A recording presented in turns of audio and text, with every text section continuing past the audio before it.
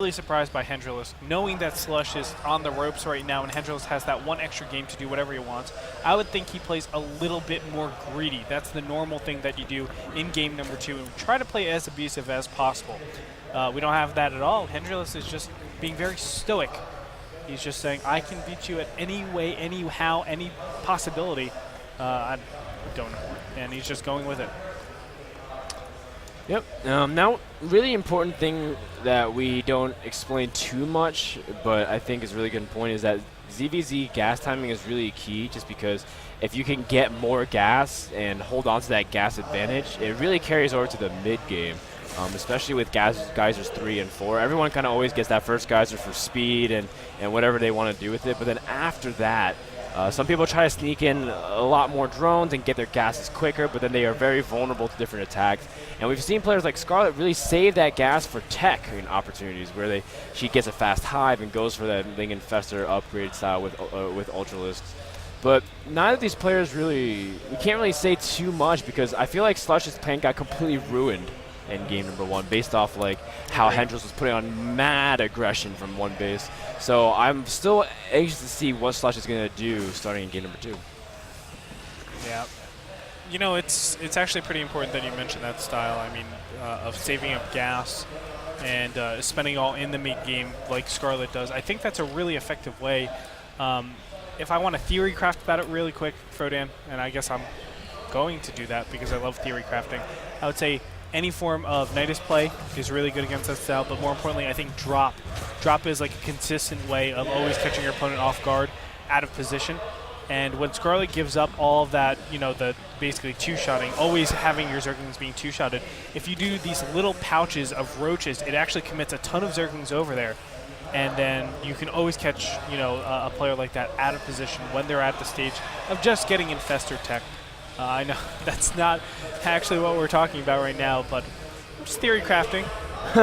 Did you know, actually, that there was some of that, you know, when we were theory crafting of ZVT with Hydras being used in the mid-game, someone actually went out and did it at Top Masters and said that, like, he's had huge success. Because of it? Yeah. Because of our conversation? Yeah. We actually inspire players. Frodan, me and you. I mean, I think they also got kind of brave because they see people like Targa, and they're like, yeah, well, ZVT, you know, Hydra's in ZVT might be pretty good. And he's like, well, Hydra Ultra might be pretty good in ZVT, and then they try all these crazy things. Another player that actually tried crazy things for a while was Slush. I remember watching him do all kinds of cool things like Zergling Drop back when Drop wasn't that popular as a Zerg player. Just really experiment with what you can do. That said, Slush, this is ZVZ. Where things are a little bit more linear. You kind of deviate to 2 kinds of builds. Oh! Potential run by, thwarted by a single Baneling. Wow, I don't know why he actually went up into that top. That's like, really risky. Yeah, that's like #1 thing you don't do. You just send in like a couple of Zerglings, try to take the initial shot, but you never, ever, ever do that. Slush going to get cleaned up very easily. Hendralisk taking the pretty big advantage in this early game stage. That was a lot of larva to lose. Income tab not reflecting that as much, 46 to 46. It was 46 to 43 for a little bit, but I think it will be reflected in the fact that there's a faster Roachworn, and I believe, did I see a double evolution? No, I didn't see a double evolution. It's just a faster Roachworn, and now look at this 3rd and 4th gas being placed down, but Slush has had that for it this whole time. Yeah, you know, Slush does lose a lot of larva. That's pretty much the only thing, but he did get a good scout of his opponent's base, and he sees that 3rd going up as well now. You know, Zerg players in the ZVZ, if you can deny that 3rd base, it's huge. But at the same time, Hendralisk is putting on some kind of faux aggression against Slush, trying to keep him in his base, make sure to pressure. Oh, and this run by, I mean, Hendralisk hesitated for a second because he wasn't sure what was waiting on top of the ramp, but picking off a queen is monumental. This is great play from Hendralisk. Yeah, I think he thought his SimCity was good enough to actually hold that off. The Evolution Chamber and Roachworn to not block this out. And the Zergling's just going to go directly on the top. This actually gives Hendralisk a lot of room to actually do whatever he wants, because he knows exactly what his opponent is capable of. On top of that, oh no, the Baneling's coming in here, and they get a nice splash across 5 drones, killing them. But in the meantime, as you said, Hendralisk taking his 3rd base. Those Zerglings actually enabled him to make that 3rd base without worrying about a thing. Yeah, as we're saying, putting on these aggression, but you know what? He didn't even think he could get in. He's like, whoa, wait. I actually can get in here, and just completely ran by his defenses, and great job recognizing that opening indeed. Hendralisk showing that he's he's a pretty decent player, taking on Slush here in game number 2 in this best of 3, where he's up 1-0 currently. If you guys are just tuning in. And you know what? I think Hendralisk is just going to lean on his opponent, saying to himself, well, you don't have a third up. I'm going to slowly start to saturate this base over here. And as I get, approach additional drones, we are going to trade pretty efficiently. And with those trades, I'm actually going to get ahead because I can always make more units than you since I have a couple of drones coming in there. And I will just extend my economic lead from that. So a couple of roaches going to that third base, looking to cancel that, I'm sure. We'll see if he's able to do that. No, he splits his roaches in half, and he's going to drone hard behind this. Very interesting way to do this. He needs to be careful because these roaches are coming. Oh, wow. That's actually that's really good for Slush. He picked off not just the huge gas count and everything, but again, catching up in that larva count, because that's basically a wave and a half of larva from that third base that Hendralisk could have used elsewhere. Hendralisk does have a pretty healthy drone count, though. I mean, he was focusing a lot on his mechanics, 64 to 48. Really well done, and he can keep, as long as he can keep that pressure on, and he's going to be a pretty nice spot. The only thing is that we see that Hendralisk isn't that far up in upgrade compared to Slush. Slush does have that +1, so as long as he can get a good position and he can keep up in his macro, Slush will have that very minor advantage. But nonetheless, there's just so many more drones from Hendralisk, and that might be too much over time for Slush to handle. Yeah, Hendralisk is trying to do this like 1+1 timing, +1/1 or something like that, but he needs to do something fast. Oh no, Slush might be able to actually catch all these roaches. They're actually going the wrong way. The disruptor rocks in the center are not blown down, but it looks like Hendralisk will be able to back up with those main army. In the meantime, a couple of roaches are going to go on to the bottom right-hand corner and force a ton of roaches over there. Yeah, these pickoffs are very nice for Slush. He's really zoning out the huge attack and picking up these small roaches, although nice targeting on the drones from Hendralisk. Ooh, trying to go for the queen, and he does get it as well. So Slush, if he was able to smash that down, he would have been in a pretty decent position in terms of the roach count, because it's 32 to 37. So having that +2 advantage would have come into a big fight. But you know what? Slush has stabilized for the most part, and even though he lost a few more drones, Slush is not in the worst position because he just made a huge wave of them. Well, let's find out right now. Hendralisk is pushing in, and I don't. Slush is going to force it out again. Slush being very impressive in this series. I think this game at least. Unit tab or income tab showing 64 to 62. So somehow or another, he's able to take the lead. Now let's look at the tech.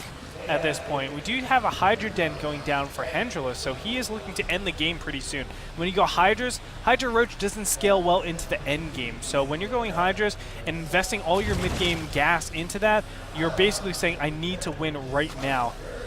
Really? I never thought of it that way. That's really interesting. Infestors are more, later game style, right? They scale much better, but they're not good initially. So Hendralisk is looking to do that huge timing. Where his opponent is probably just has one fungal or two fungals, and he can't really do that chain fungal.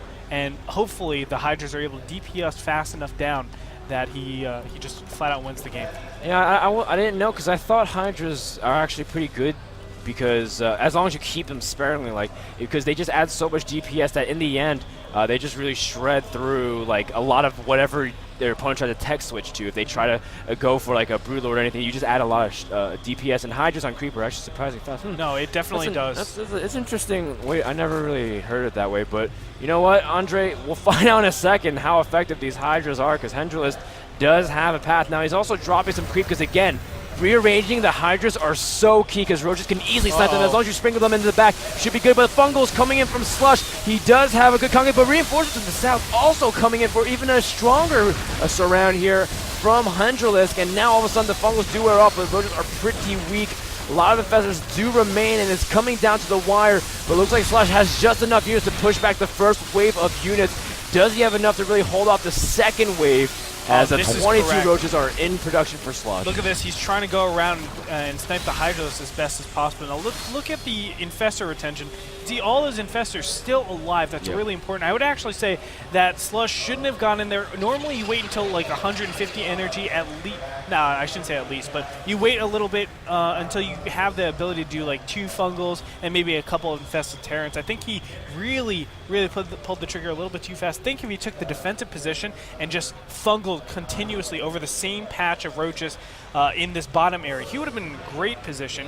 But it looks like Hendralisk will just go ahead and do that right now.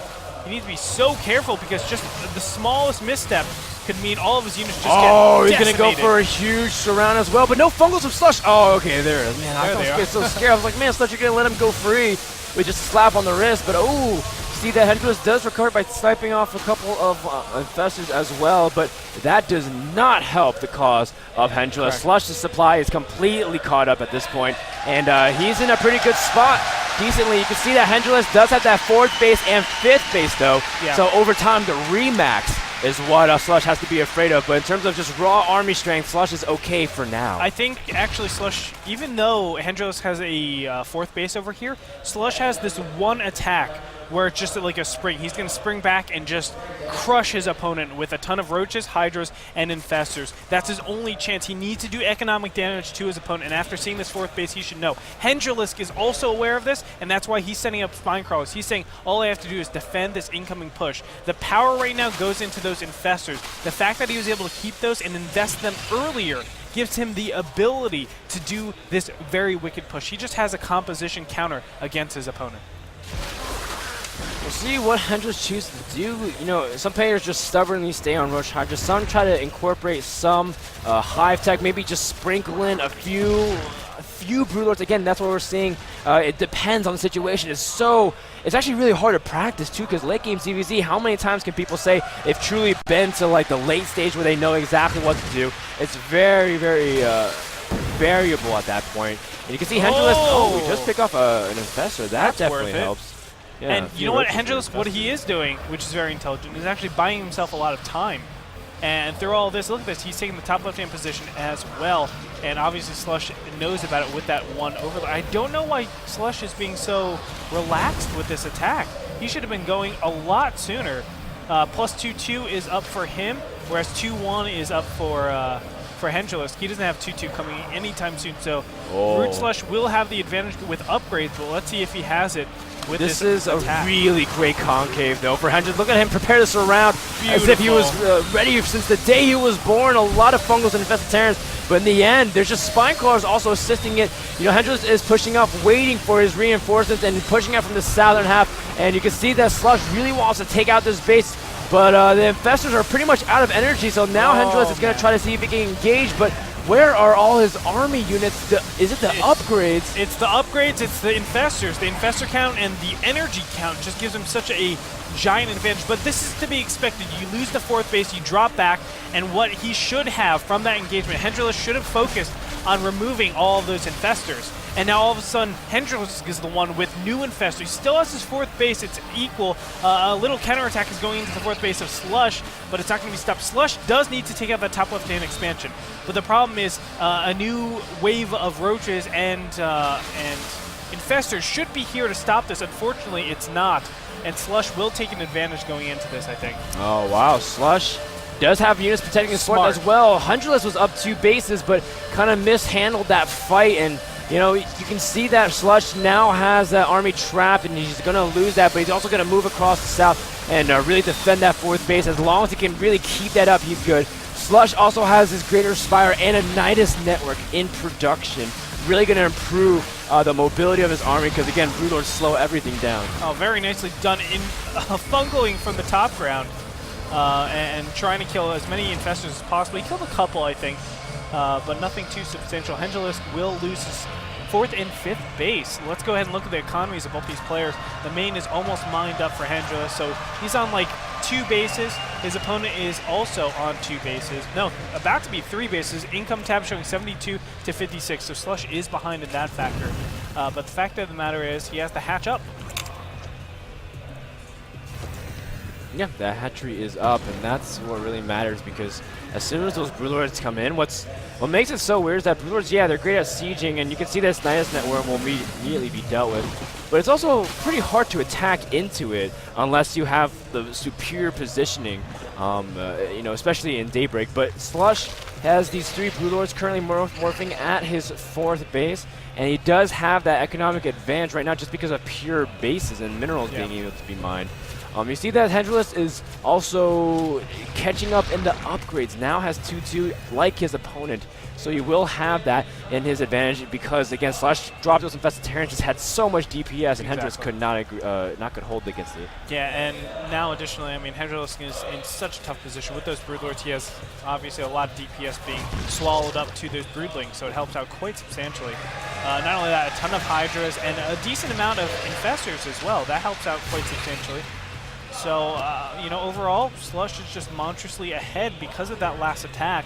I mean, that's what we were talking about. He had one swing back. He had one, you know, one slingshot attack where it's either he does a ton of damage or he's dead completely. Hendralisk could have potentially played macro from that point on, but I think remaxing in roaches like he did is incorrect. He needs to remax in infestors and really take advantage of the fact that his opponent doesn't have the ability to really get that many units, or, you know, you need to materialize off of your 4th and 5th base that you've taken and really use that gas efficiently. Very nice by Slush to kind of position his Broodlords really hard just above that watchtower. Oh, but a fungal does reveal, and he might drop some Infested Terrans to really deal with the DPS of that. Slush trying to get out of there as soon as possible, trying to bait the units to a bad position, trying to also go from the north as well. Hendralisk getting his Infestors into fungal position, great fungals across the board, really locking in and adding a lot of DPS before Slush can get his fungals in, and Hendralisk did manage to clean up 2 of the Broodlords, only 1 of them remains, but adding in some pretty nice support here. Only Hydras really remain from Slush, but he's also using Infested Terrans, and it is a lot of blood dropping everywhere, but Slush does have to retreat, at least for now. His Infestors are running away from the battle. The Broodlords are trying to clean everything up, and in the end, Hendralisk has the largest supply because he's the one remaxing on a lot more roaches. Yes, that was a really, really close engagement. I thought Slush was going to be so far ahead from that. What's really important to note is that the Broodlords being over here actually baited a ton of fungals and a ton of potential fungals, because don't forget, there's Infested Terrans that pooped out as well. So I think Slush really played that well, but somehow or another, just the power of Hendralisk was able to overcome. I do want to mention something really quick, though, Frodan. Look at Slush's gas count. That is alarming. That is scary in a Zerg versus Zerg. In a Zerg versus anything. If a Zerg has that much gas banked up, the ability to tech switch, the ability to just make an amazing composition is very, very good. And I think we're going to see Slush just rebound. Even though he's at 150 supply, he's going to rebound with a quite scary army. Yeah, and Slush still has that one Broodlord just trying to harass, I guess, at this point. You can see Slush. Again, we were talking about how a few Broodlords can help, but in that case, they weren't like the deciding factor. Everyone says, man, Broodlords are usually in other matchups the closing thing, right? In Zerg versus Terran and Zerg versus Protoss, everyone says, man, they're GG Lords. But in this case, it's a very delicate balance because, again, they're so vulnerable, and it's very easy to kind of funnel the army, have the Hydras walk up and take it out. So Slush is going to have to rethink how he does this. Nonetheless, Hendralisk does have that 5th base up as well. Very nicely done by Hendralisk to take out this bottom right-hand base and also have that drop in the main. That'll help out so much, obviously, taking out the drones. And the Greater Spire is actually being targeted down. There's a Queen full of energy. I think he'll be fine. If Slush actually does something about it. Actually, Roach is coming into the front, and the Infestors are slightly misplayed. That's actually going to cripple Slush quite substantially. And the Greater Spire only 20 health away, and it's going to go down. He doesn't get the transfuse. Frodan, what a big advantage now for Hendralisk. Yeah. What is going on? Is this real life? Yeah, that drop of just 4 roaches managed to clean up with Greater Spire. Standing back Slush 2 minutes, basically. Just you have to wait that much longer in order to really utilize that. But the big thing is that Slush does have Broodlords out and I guess he's content with that for now. He doesn't necessarily need to concern himself too much with it. I'm also confused as to what Slush's plans is with this force in the top right, trying to see if he can bait units out. Is he trying to just harass and take out bases? I think he just really wants to go tit for tat, really wants to snipe a base, but this Nidus Worm is about to pop and is not going to really do anything at this point. No, I don't think so. I mean, there's just too much stuff over there, and roaches are just right around the corner. Does he even see it? No, he doesn't. Not sure what. Oh, yes, I think he has some indication of it. So he's actually trying to bait his opponent to commit to that, I think. And then his infestors are right around the corner, obviously, to just be like, oh, thank you for free units. In the meantime, infested Terrans are going to be popped out over at the Hive, and this is enough to actually take down the Hive. Oh my gosh, Slush has no units around here. This is going to, again, cripple him. The Spire is almost finished, just 30 seconds away, but the Hive already goes down. And Slush doesn't have +3/+3 as well. He doesn't have his upgrades to go from there. So now he's back at layer tech at this point. And more infested Terrans are going to be popped out in the bottom right-hand corner. There are, of course, infestors inside those overlords. Just the power of infestors at this late game stage. I really thought Slush was going to be the person that does this. Oh, but he's going to push down the center, though. I mean, he's got to make something happen. He took way too much damage. He's going to drop a bunch of infested Terrans and try to push forward from here. Hendra is trying to drop his own infested Terrans and try to set up a stronger concave. But we do see that for a while during those infested Terrans hatching, Slush was the one getting in his DPS, and Hendralisk, I mean, he's losing a lot of his army, and there's a lot still remaining for Slush, although the infested Terrans are about to expire as well. He's using the reinforcements to be able to push against Slush.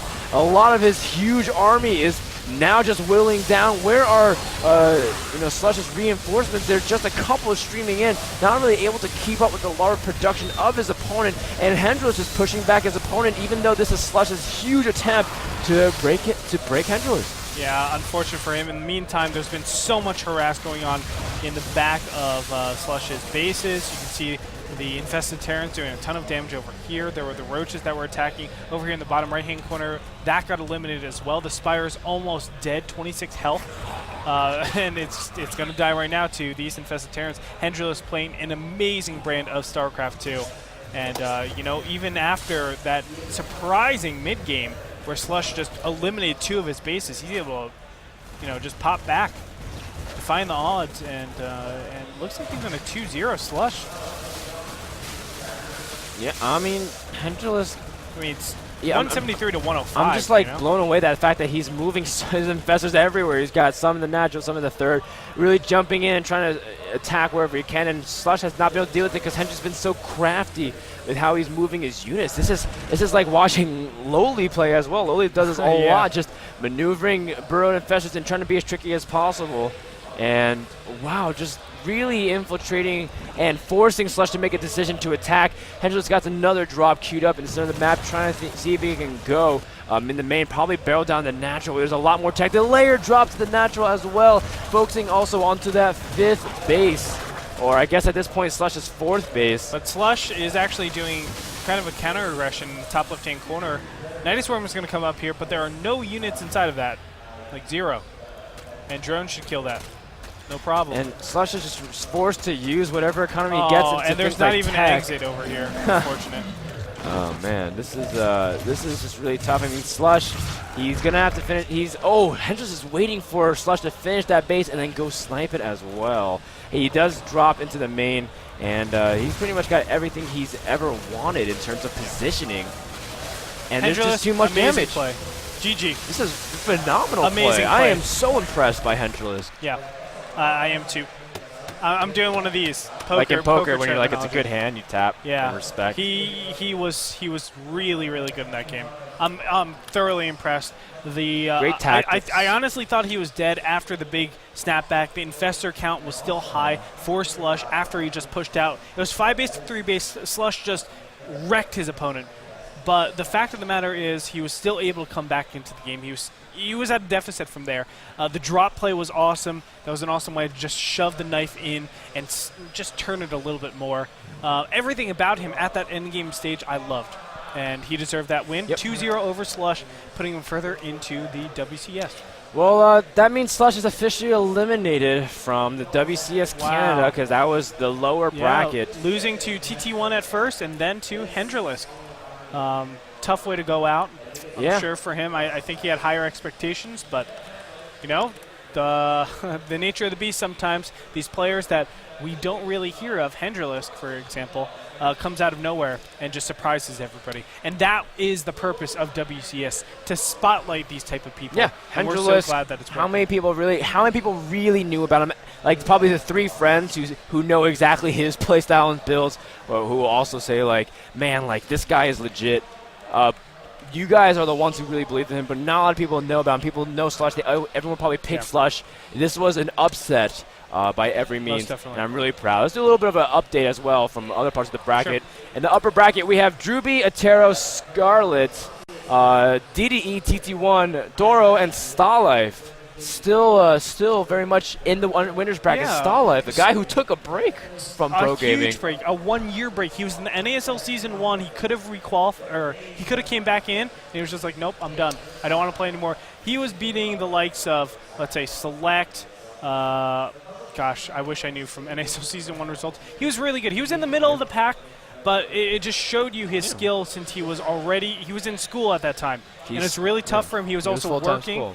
And the guy's coming back, and I hope he's really successful because he's a really, really strong player from StarCraft 1 days.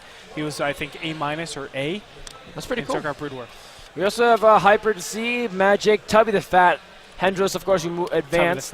And Huck versus J Echo. Ooh, that's going to be another challenging PVZ for Huck. And then Duster and Anda in the bottom half of the losers bracket. Guys, of course, you can check out NASL.tv for all the brackets updated. They're live. I mean, that bracket was just updated a few seconds ago and instantly just appears on our website. Check it out, as well as all the great action. But we'll stay tuned, or actually stay tuned for more action. We'll let you know if anything changes. More WC action should be coming up right next. Be sure to check out the other streams. Don't forget, NASL Season 3 finals going on right now. You should definitely check that out if you aren't already. All right, guys, we'll be back in a second. I guess just hang tight for more content from WCS.